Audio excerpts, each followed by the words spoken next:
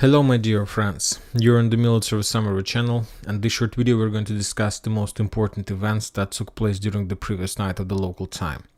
And of course, the most important updates are coming from Urozhaine, the settlement that located on the Vremivka tactical bridgehead. According to some Russian sources, as a result of fierce clashes, offensive operation in this area, the Russians were forced to step back from the settlement. The Ukrainians basically were attacking this settlement from three directions. The Ukrainians were attacking from the north along the main street of the settlement of Urozhaine. The Ukrainians managed to establish the pontoon bridge above the river Mokry Yalin to attack the Russians from Staromayorsk, and the Ukrainians were pushing the Russians along the forest lines on the east. And under such a big pressure, the Russians, according to the local sources, were forced to step back. Some Russian sources are saying the main reason of withdrawal the positions was the usage of artillery, massive usage of artillery system from the Ukrainian side. And just few sources confirms that the main reason why the Russians took a decision to step back from this area is that the Ukrainians started using JDAM bombs in this settlement. That was the weapon, the game changer in the Battle of Urozhaine. Somehow the Ukrainians found a solution how to get their aircraft as close as possible to the settlements, to the combat line, to attack the Russian positions in the settlement, which forced the Russians to step back. Currently the Russians don't have anti-weapon how to prevent such a behavior of Ukrainian forces in the future. I believe that they will find a solution, but those attacks with JDAM bombs were unexpected from the Russian side. Anyway, the Russians withdrew their position, but this is not the final story about Urozhaine. The thing that I'm surprised is that the Russians took a decision to withdraw to the south so fast. Currently, Urozhaine is a very big settlement, and we can say that this settlement can be split into a few parts: the northern one, the central one, the western one, and the southern one. And there are still a lot of buildings, a lot of fortifications on the southern part, which will be very difficult to take by the Ukrainians. There are, as you can see, hangars, barracks, some industrial areas, some farms, which is probably have been already prepared for the long defense operation. Anyway, this is the first situation. The second opinion is that the Russians took a decision to withdraw their positions in the central part of Urozhaine, of course, because of being afraid of being encircled by the Ukrainian forces. And the second reason is that probably the Russians have moved to the combat line, the cluster rounds. And now the Russians just expect when the Ukrainians will enter the central part, and after that the Russians will start bombing and shelling the Ukrainians with the cluster rounds. And also this is the reason why we still haven't received any video or photo confirmation of Ukrainian flag above the town hall or something like this, because the Ukrainians understand they also are not going to repeat their mistakes as they made in Staromayorsk when the Russians took a decision to withdraw from the Staromayorsk to the south. The Ukrainians started moving to the south, to the southern part of the settlement, and the Ukrainians were attacked by the Russian cluster rounds, and the Ukrainians had significant number of losses. So currently the Ukrainians are trying to behave a little bit, so they try to calculate everything and not to be in a hurry and not to risk when the risk is unnecessary. They will continue attack and move to the south of Urozhaine, but very slowly, as I understand, if I was on the Ukrainian side. So the battle for Urozhaine has been already completed, and the results is that the Russians were forced to step back towards the second settlement on this defense belt, is Zavitno-Bazhanye. And basically the next battle is going to take place between Piryutne and Zavitno-Bazhanye for the fields between these two settlements. The Ukrainians need to maintain the gap, to maintain the combat line, and to shorten the combat line in this area. So this the most important updates about the situation. Now we're moving to the west and going to talk about Rabotino. The Ukrainians continue offensive operation in that settlement. The Ukrainians were attacking the Russians also from many directions, and the Ukrainians were bombing the Russians in the Rabotino, in the central and the southern part of Rabotino as well. And they published the video how the Ukrainians discovered the Russian positions or operational ammo depot somewhere in the central part, and as a result of artillery strike, the Ukrainians destroyed that local operational ammo depot, and as you can see, just from one strike the entire building was reduced to ruins. But this is not the most important update that we got from this area. The most important that the Russian sources reported, Russian soldiers on the ground reported that Ukrainians started using the chemical weapon in this area. So when talking about Vremivka tactical bridgehead, Ukrainians managed to penetrate the Russians' defense belt, so basically they weren't forced to use, let's say, illegal weapon. But when talking about Rabotino, we see that Ukrainians are losing. The price they're paying is too high, and it's not worth this battle, this victory. So that's why the Ukrainians took a decision to increase the speed of their forces by using the chemical weapon.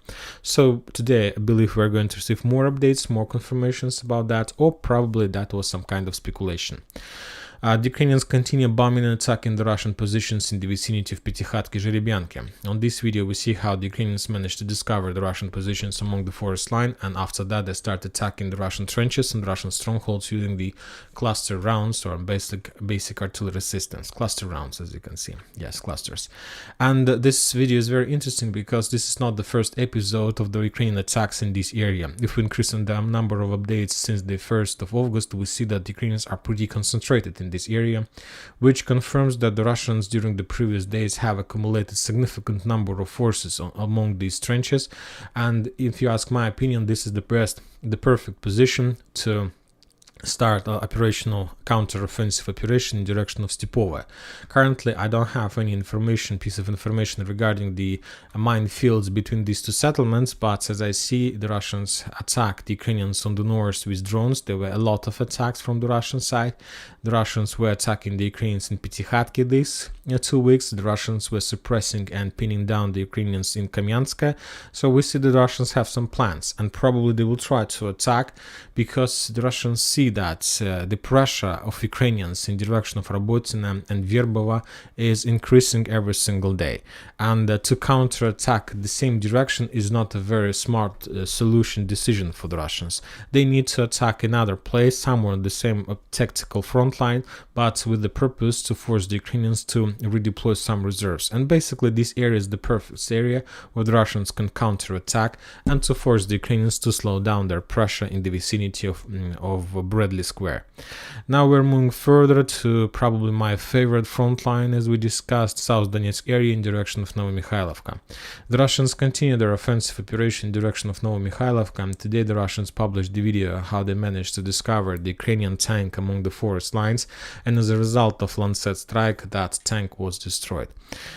So as you can see, basically the Russians are trying to cut this pie in many pieces and to take one piece by piece of this very tasty cake on the South Donetsk direction. So basically currently the Russians are trying to develop their bridgehead and to establish control over this the defense belt. So this is the vital question for them, and this is currently the area the Russians are fighting for. At the same time, the Russians continue their pressure on the south and try to capture and establish control over the southern stronghold of Novomikhailivka. So this is basically the Russians' plan. And as we understand, according to this configuration, if the Russians are able to capture the northern bridgehead and the southern one, the Ukrainians will be put in operational encirclement, which basically is the main plan of the Russians. Also, the same situation as in Orechov and Kamyansk, to create another point of pressure somewhere in the vicinity, not very far from Velika Novoselovka, and to force the Ukrainian forces to send some reserve to this area to slow down the Russians, which will give the Russians some operational time in Urozhaine, which they can use for regrouping and counterattacking the Ukrainian positions.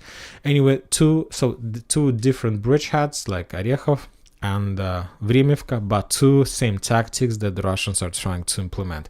They're trying to repel the main attacks of Ukrainian forces, and at the same time the Russians are trying to develop their own secondary directions of its counterattacks on the flanks of the main direction of Ukrainian attack. So very interesting, and we'll follow this. Furthermore, we got another update from Krasnogorovka. Today the Russians published the video of Lancet strikes in this area.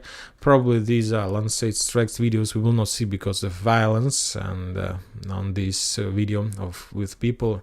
And basically in this video we see another confirmation that the Russians continue clearing an offensive operation towards the southern part below the railways of Krasnogorovka.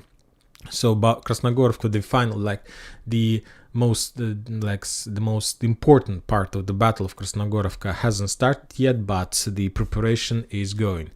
Now we're moving further to the Artyomovsk-Bakhmut front line. The Russians reported that as a result of regrouping, they're planning to redeploy in the vicinity of Andreevka and Klishevka up to 2 battalion and 1 artillery division. So these are the forces that the Russians are trying to redeploy, and the question I have whether these forces are planning to be redeployed for defense purposes or counterattack purposes. For now we haven't received because like there is like 2 battalions which can be used, motorized battalions which can be used as in defense purposes and offensive purposes, and the artillery squad also can be used in this and the one and the second purpose, to attack and to defend. So for now I don't have any information, but we know that the Ukrainians stopped any activity in this area, like at least the activity that we saw at least months ago.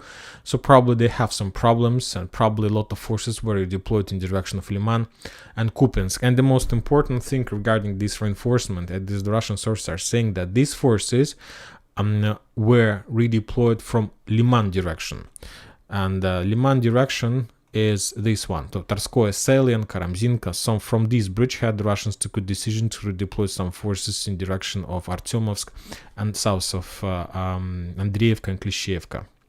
Also, the Russians published a video of tank attack against the Ukrainian positions. This video we're going to use just for the geolocation purposes. On this video, we see how the Russian T-90 was attacking the Ukrainian positions from this forest line in direction of the southern forest lines, somewhere in this direction, which also confirms the Ukrainian control of this probably forest line and of course this channel. Maybe the Ukrainians were able to return back this territory during the previous day or two. Now we are moving further to the Belogorovka and Sporne. So the Russians also have some certain focus and some certain interest in the area between Vyimka, Ivanodarivka and Sporne. Today the Russians published another video how they were bombing and attacking the Ukrainian positions in the settlement, and as a result of those attacks the Russians discovered and destroyed local ammo depot in this area. And if we increase the number of updates from this bridgehead from the beginning of August, we see that the Russians are pretty focused in this area and they have some interest. They're attacking the Ukrainians along the railways, and they're attacking the Ukrainians in the western part of Sporne. Probably in the next few days, the Russians will make another attempt to capture the settlement finally. And we got updates from Belogorovka. The Russians continue their artillery preparation of the settlement, yet they haven't managed to capture the settlement, but they're doing everything they can for these purposes. And today the Russians published how they discovered another Ukrainian ammo depot on the ground, and after drone coordinated their artillery, the Russians made a strike and the building was destroyed under Russian fire, but also without any changes on the ground. If you take a look at this video one more time, we see that there are a lot of buildings that still the Ukrainians can use for defense purposes.